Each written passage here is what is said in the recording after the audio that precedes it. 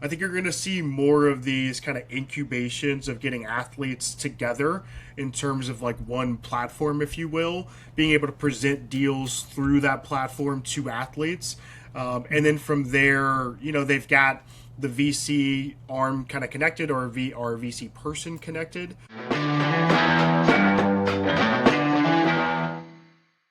All right, we're back with another episode of the Constant Sports Podcast. Today we have Sterling Mack from Sports Tech Atlanta join us today. What's up, Sterling? How's it going? Connor, I'm good. Thanks so much for having me, man. Yeah, it's fun to be here. Yeah, looking forward to it. We're talking about kind of the rise of sports tech, ecosystem in sports, what you're building, you and the team at Sports Tech Atlanta.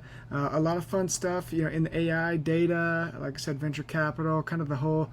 A lot of that stuff, but then also we have Sterling played baseball at Indiana, so we get a athlete's perspective on things, kind of post NIL, pre NIL, all that good stuff. And to start us off, Sterling, let's talk about a little bit of kind of your journey with Sports Tech Atlanta at the intersection of sports and obviously tech. So kind of what made this an opportunity that you wanted to go down as a career? Yeah, like you said, I played baseball in college there at Indiana University. So I was in San Francisco at the time and wanted to kind of find my way back to sports. I actually did some stuff for Major League Baseball when I was living in San Francisco. And I found this sport techie event, and I went to it and was kind of blown away. I was like, oh, you can merge technology and the VC aspect or the financial aspect into sports here. And when I moved back to the Atlanta area, kind of right before COVID kind of hit there, I tried to jump into it and actually kind of found my way to a athlete VC, which is called Beyond the Game Network. One of my buddies actually had spun it up, and so I was able to kind of work with them, doing business development with their portfolio companies, with their athletes, really kind of learning the tricks of the trade, everything that goes into what is sports technology. Now that's a word. Before, I feel like 2019, 2020, it was still kind of this, it's still niche, but it was even more niche then. And yeah, I was able to, from there, I was like, all right, I think I can kind of figure this out and start my own thing. And so I started Sports Tech Atlanta as an ecosystem, and it's really just evolved from there. Perfect. So it's kind of that genesis of being in the space, seeing what's around, being an athlete, kind of building it from there. And then as far as, the name, is that strictly from because you were in Atlanta, or was it always you wanted sports tech and then whatever city you ended up in? Yeah, it was always because I was there, and I'm born and raised there. I still have my 404 number. I was born in like Northside Hospital. For the people that are affiliated with Atlanta, that's like a whole thing. So yeah, that's why I when I was back, I didn't want it to be this like very Atlantic centric thing. Obviously, we started out working with like Georgia Tech and Georgia State, West Georgia, then kind of grew, worked with like the MLS team as well, really early on. But I knew I wanted this to be more of like a global kind of thing, and I've just kind of kept the name as we've evolved here. Got it. And then as you've been evolving, what's that, been like? What are the steps to it? Kind of, I know you've done some international stuff as well. So is that, more of international play? What's kind of going on there? Yeah, we've been incredibly lucky. I think what we've wanted to do, and as this has evolved, we've become an advisory, and we've got strategic partners all over, whether that's truly kind of individual partners or advisors that work with us, or larger entities that are like full scale kind of consultancies that we've partnered with. And so that's enabled us to be attached to larger opportunities, whether that's a SailGP, a Global Champions League. We're working on a FIBA loyalty platform, investment, and app right now. And we also, I think, have started to be a nice kind of pipeline for companies that are outside of the United States and getting them here into the U.S., helping them with strategy and business development. One of our successes is team sports. We're even having, I've got some calls today with them as well, with some of our potential clients. So yeah, I like where we're situated, and obviously we're continuing to kind of grow and put ourselves in a nice position to be able to kind of move sport forward. Right. And is that when you were first starting out, after you were done playing baseball, when you first started, did you envision something like this, or was it a different kind of sports tech, sector, or was this kind of what you had always ended up wanting to do? It's a great question. I wanted this to be so when I first like thought of this or thought through the conception of this.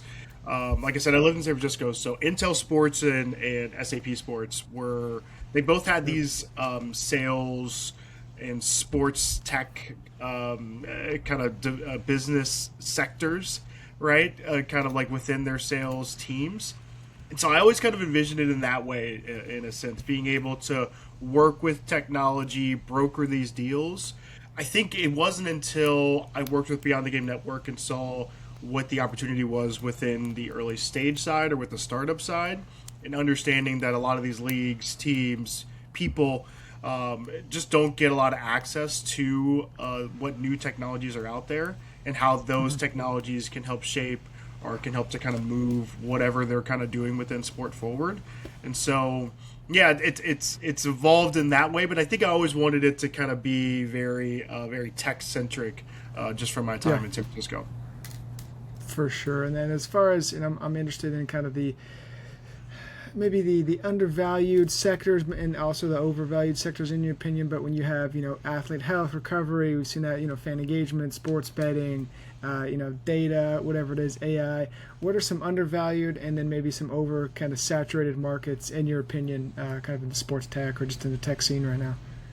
Yeah, I think it's tough because I mean, I use Claude every day, but I think the phrasing of AI is a little oversaturated. I think everyone's trying to figure out. I get so much inbound right now where it's like, I've created this next AI yada yada thing in sports. Yep. Like, I mean, maybe you have, but I think a lot of the applications we already have out there do a lot of things that people are trying to conceptualize.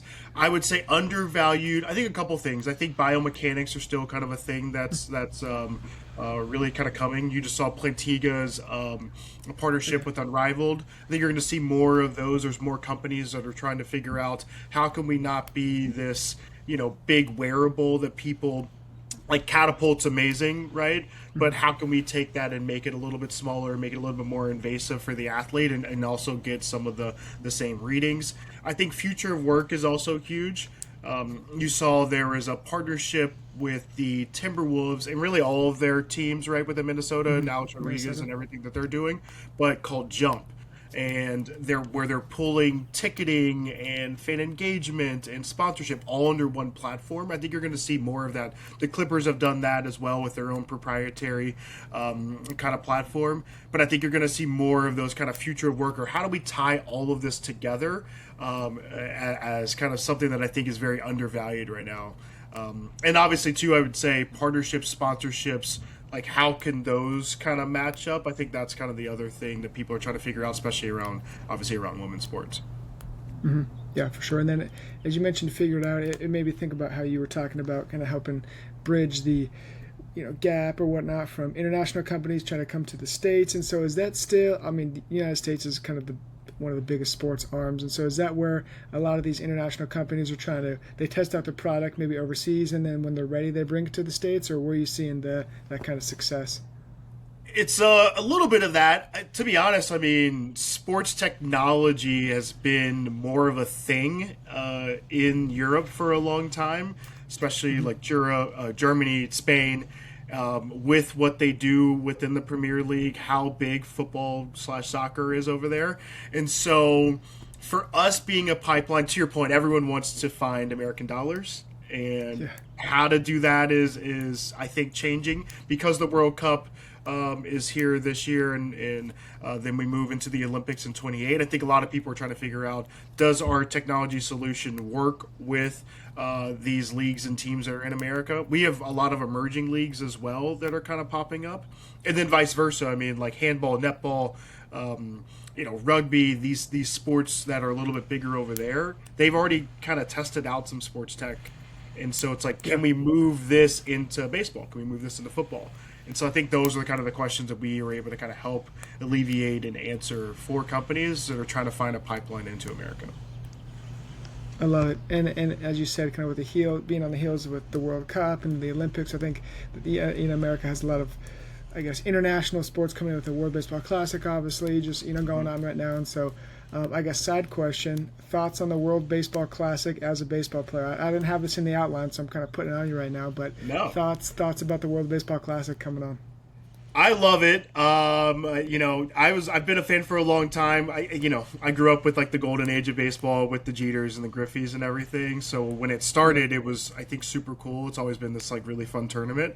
Now I think what it really does is it's a great job. Baseball's so regional now. I don't know how you feel about baseball, but like, now being like most of my time on the West Coast, and then even when I go back, I do go to a fair amount of Braves games when I'm back, but I still feel like before you had TBS and WGN, so the Braves and the Cubs and the White Sox, like these big teams, even the Mets with SNY, like you saw them all the time. Now with the way the TV packages are and everything, you just don't see baseball players the same way you used to. And I think the WBC is a great way for players that you might have forgot about, like Julio Tehran, right, was like playing for the Dutch team. You're able to see some of these up and coming kids, like a Norai or Andrew Jones' son, and I think it's cool to be able to kind of see that. And obviously the passion, like fans around the globe love baseball, and I think it's cool to be reminded of that. Yeah, 100% agree. And I love the passion. I think I've seen a bunch of people talking about how they want that, in like regular season games, and they would get tossed out in a half of a second, dude. Like I'm a Padres fan, and Tatis, he's borderline, with his passion in season, and then the World Baseball Classic. I mean, I'm all for it, but they would get run so fast. But I just think it's funny that they're letting them play and letting them show the passion when they're hitting homers. It's tough to do two in 162 games. It's hard. It's tough to keep Yeah, that true. fire up. Yeah, they'd burn out. They'd burn out opening weekend if they kept that up. Yeah. So as far as you talked about Cell GP and some of these other up and coming leagues as well. But do you think? And Cell GP, or rather, is more kind of an international league, up and coming league that is trying to get its roots planted and whatnot. But where do you see kind of the, I don't want to say tier 2 leagues, but you have your Power 4. Where do you see those leagues as far as unrivaled? Do you see more of them popping up? Do you see a kind of a consolidation? What are your thoughts on that in the emerging league space?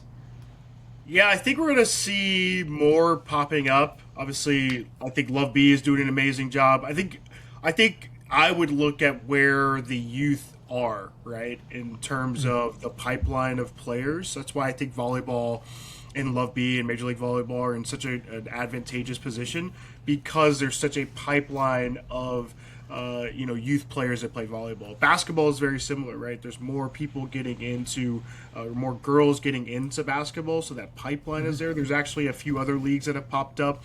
Women's Premier Basketball that's trying to take shape and be kind of that amateur kind of pipeline into the WNBA. There's also like a FIBA kind of 3-on-3 one. That Atlanta McDonald started. So, yeah, I mean, I think there's going to be more. You're going to see Baller League, which started in the UK, which is kind of that, like, a different take on football/soccer. That's going to hit here in the United States pretty soon. But you've even had these, like, ancillary sports. I don't know if you've seen. There's one where it's just an Oklahoma drill, right? It's kind of like rugby/Oklahoma drill. Is it Run It or? Yeah, where it's Run It, exactly. And so I think you're just going to have more. I think everyone's trying to figure out how, because of content, right? Because there's so much content, can we find a way to carve out, a niche, or find our people within this like universe of content that we have, this catalog of content. So I think you're going to see more and more kind of different leagues pop up. Even, what Alexis Ohanian has done, like around the track verse, right? So, I think more and more is going to be coming. I think the question is going to be what the staying power of some of these leagues are going to be.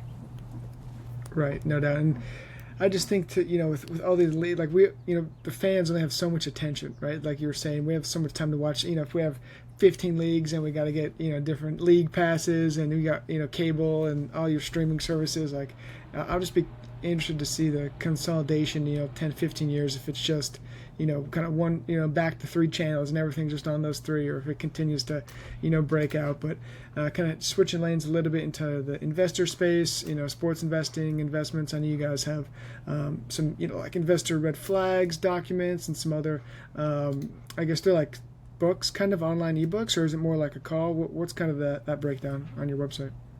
Yeah, we have these services built out for your startup journey. And I think one of the things, especially as I've jumped into this, you talked about at the beginning, being an athlete, there's so many athletes that get into this and they have really no idea kind of where to go or how to navigate this. And so we've created services that are, one, on the cheaper side, just because I think it's hard to be a founder, right? A lot of times you're bootstrapping, you're still working your 9 to 5, and then you've got your 5 to 9, right, which is your startup. So we've tried to create services that people can kind of plug and play with, to your point, whether it's a checklist, investor red flags, different things of that nature that I think help people along their journey. And then obviously we have other, more robust services where you can work with myself or some of our other advisors, or even some of our strategic advisors as well, to be able to kind of figure out how to I like to say, getting people from point A to point B, right? How can we do that the most effectively? And obviously in a way that's not going to break the bank as you're trying to figure out your startup. Mm-hmm. And then where have you seen kind of in the athlete investing space, kind of what are your thoughts about the, I guess just in general, a broad question, but I'm just curious about, we've seen more and more athletes, like we saw Jalen Smith with Oura Ring. I mean, we're seeing a bunch of athletes kind of getting more involved in investing. Do you see that continuing? Do you see that kind of plateauing? Where do you see that in the future? I do. I think you're going to see more of these, like the Players Company with Tom Zhang, Danny Cordenray has in Studio Ventures, Lake Nona has their locker room. I think you're going to see more of these kind of incubations of getting athletes together in terms of like one platform, if you will, being able to present deals through that platform to athletes. And then from there, they've got the VC arm kind of connected, or VC person connected, which kind of helps them to navigate what this deal could be and why it could be successful. I think you're going to see more and more of that. Obviously, a lot of people have money managers, things like that, but VC is a little bit different, right? And getting into this space is a little bit different than, just a traditional worker with like a Morgan Stanley advisor or something like that. And so I think, and obviously athletes want to be a part of this, right? There's so many ways too, whether it's being a brand advisor, the sweat equity, or just truly your financial ability there. So yeah, I think more and more athletes are going to want to get in the space. You saw Saquon Barkley's portfolio was kind of released mid last year, which had all the top kind of tech companies out there, and I think it's cool because you could also align everyone's not going to be able to get to TV, right? We just talked about content. I know there's a lot of content, but everyone can't get on TV, but you can get into these boardrooms. You can find ways of working with these companies after your playing days. And I think that's a cool thing that guys can do, or find an avenue to do through VC and through sports investing. Definitely, yeah, and especially getting connected with those right avenues and whatnot. And speaking of kind of the matchmaking and getting connected, I know you guys just recently launched your, is it strategic matchmaking service? That's the full title. So talk to us a little bit about that. Kind of what was the genesis of that? I think you just started, so let me know how's it going. Yeah, we started it back late last year. We started trying to onboard and do a couple pilots. Yeah, I mean, the thought, like I said earlier, is just try to have these plug and play kind of aspects to what we bring to startup, really to founders and to startups. But then we wanted to think about the fact that we're working with leagues and teams. Like I said earlier, sometimes you don't know who and what these technologies are, what they can do. And so trying to find a way where projects and RFPs are available, and then our matchmaking service will match it up to any startup that's kind of in our system already. So I think it's a great way for people to be able to find new companies, for companies to find new projects. Everyone's trying to do that, but we're not in person. I know we're doing this in Zoom on like Zoom right now. Like it's we're not in person a ton. Before we used to go to happy hour and you'd meet somebody, be like, "Oh, I'm doing the same thing. Let's follow up and like grab a coffee or grab a drink." Now everything is so virtual, so we're trying to meet people where they are and hopefully be able to bridge that gap within sports and tech of making matchmaking, especially partnerships, a little bit easier. Yeah, I love it, and I would love, as a former college baseball player, I'd love your thoughts. Kind of, if you could put a crystal, hand on a crystal ball, think about NIL, college baseball, college sports, in the future. Where do you see kind of the NIL, kind of the biggest opportunities? I just, as an athlete, I love to hear kind of the inside scoop on where you think, just in general, do you think we're transfer portals being shut down? Do you think one-time transfer? Kind of, what are your thoughts on that sector? I do think there needs to be a couple guardrails. Like, it's interesting. It should be a free market, right? That's what we've kind of created here as a free market. But I do think I've said this a couple times, like on Threads and on Twitter, or X, sorry, is that we're going to get down the line and we're going to have all these student athletes that had the ability to make some money, and then now they didn't get the right degree. You transferred 3-4 times.